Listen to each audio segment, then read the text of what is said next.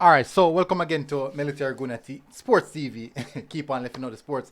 Anyway, so this is the Jamaica Premier League review show of the last set of games that played over the weekend. That is Sunday and Monday. As you guys can see, I've already released Team of the Week,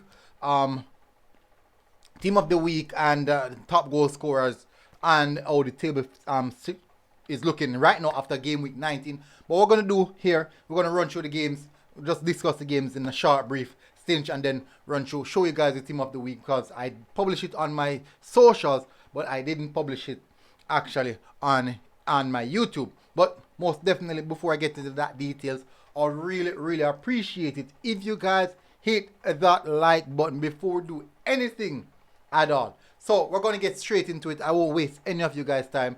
You know that I love to talk, so I won't waste any more time. We're gonna get straight into it. So let's get straight into the first set of games.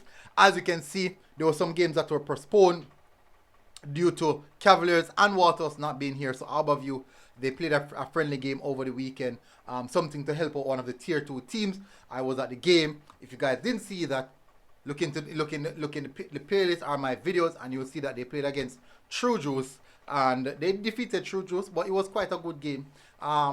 You can see that True Juice had some work to do, but most definitely you can see that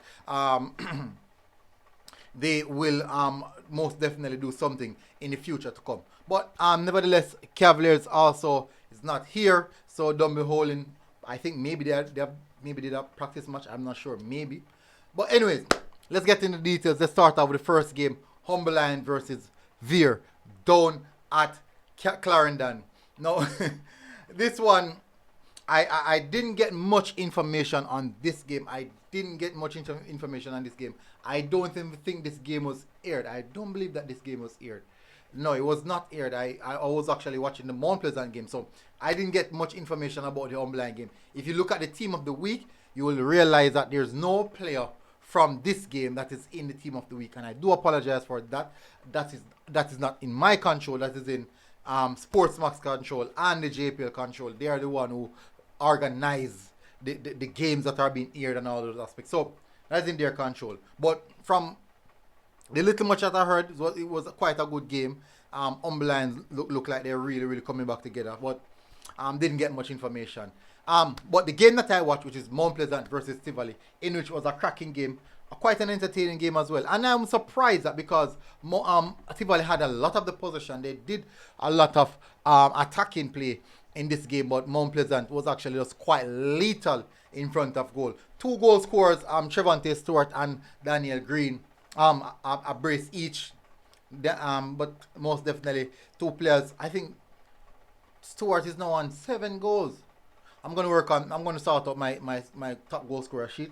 But Daniel Green now has taken over the top of the table in the goal scoring sheet. I think he's on 12 goals. He was on 10. Move ahead of Atterfry Bygrave. So it's quite good. It's quite entertaining. These guys are keeping the top of the table. Goal scoring sheet quite entertaining.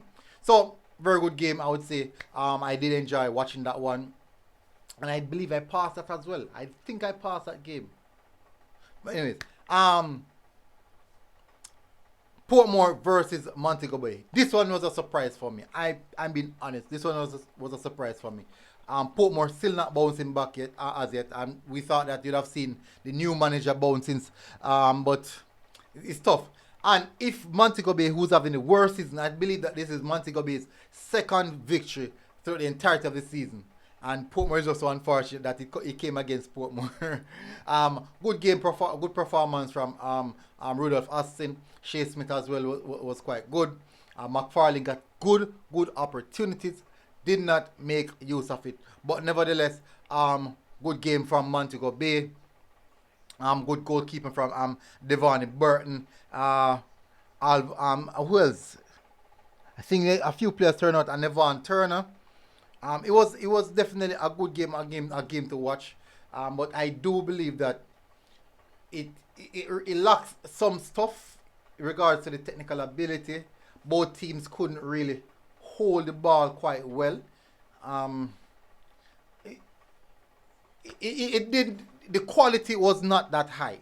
for this game. I'm being honest. The quality was not that high. Maybe it's because I'm judging it based off the last game of the our match of the day. But let's get into that.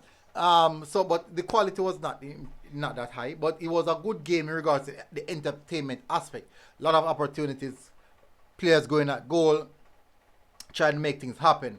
But let's get to the big game. This one was I watched this one on TV, but I'm so upset that I was not at the game for this one. Um, Maybe I would have lost my voice because, as people would know, that I'm actually a mutual with most of the teams.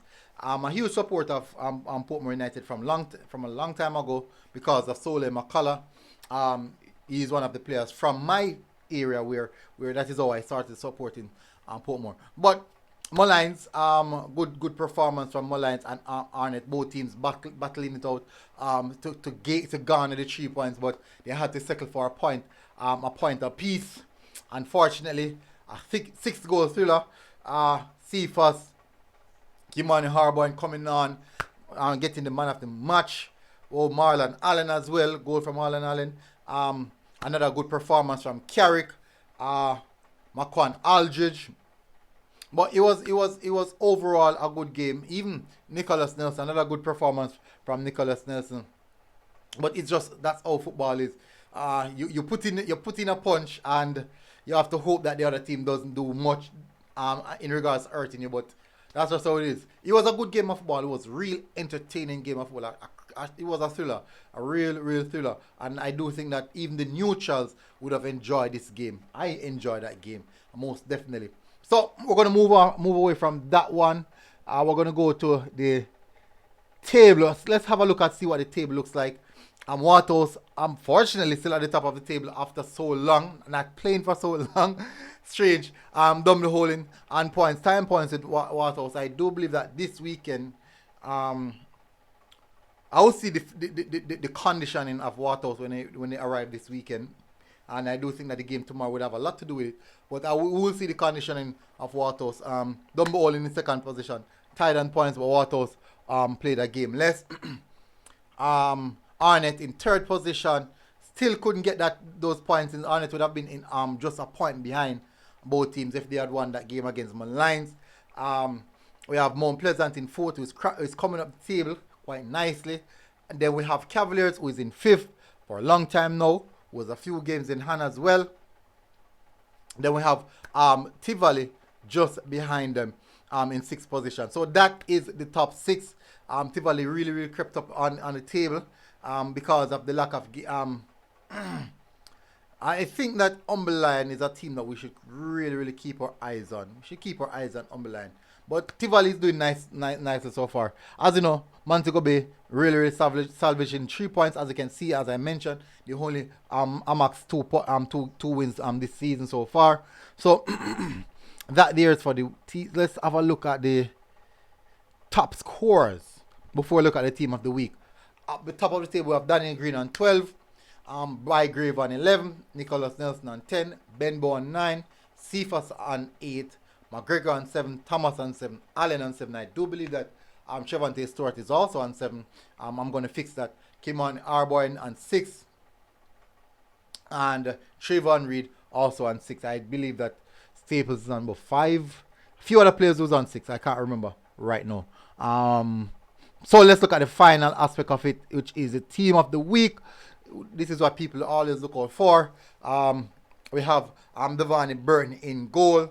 Right back we have Alvinus Myers, Stefan Young, Narvin Turner, and Donovan Segree at left back. In the midfield we have Marlon Martin and Carrick Stewart, who had a good game, I believe. On the right hand side, Makwan Aldridge, Kimani Arbon in the attacking midfield position, and then Daniel Green over onto the left hand side. Up top, Trevante Stewart, who had a really good game for Mount Pleasant. So I do think that is it. I won't get into any more details. This has been really a long video, actually. 10 minutes. I didn't want to go 10 minutes, but most definitely. So anyways, people, go into the comment section. Tell me what you think about these results.